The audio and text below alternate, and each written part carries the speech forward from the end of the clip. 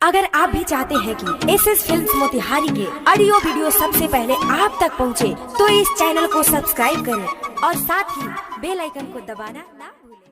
बोलो बोलो दुर्गा मैया की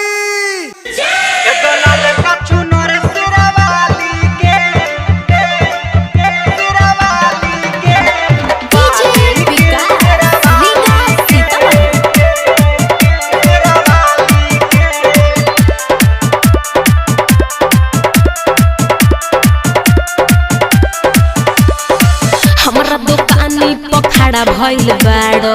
कथी तुले बटुकुर टुकुर ना निहार। अरे बाबू बोला ए हो हमरा दुकानी पर खड़ा भइल बाड़ो कथी तुले बटुकुर टुकुर ना निहार। हम देखाई देनी कई बार निकाली के हे दोलाल का चुनर सिरावाली के वाली की सिरावाली के हे दोलाल का चुनर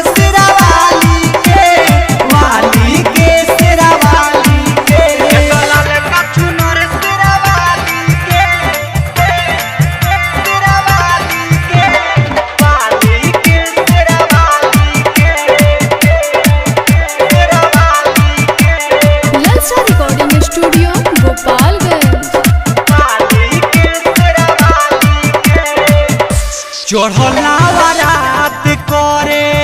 ओइनी मार के तीन भाव तू बताओ तो से करता नीचे दिन करता नीचे लागी 100 रुपया दाम तोहर हो जाई कम पैसा लेला के बाद हम देहब तनी कर औरी कम हमर निकलता दम सामान पूरा हम तोहर से ले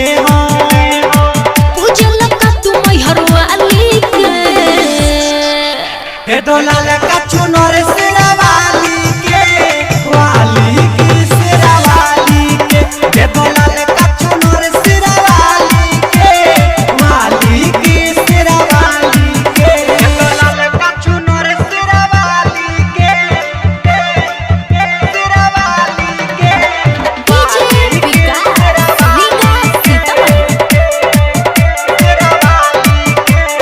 ललचा रिकॉर्डिंग स्टूडियो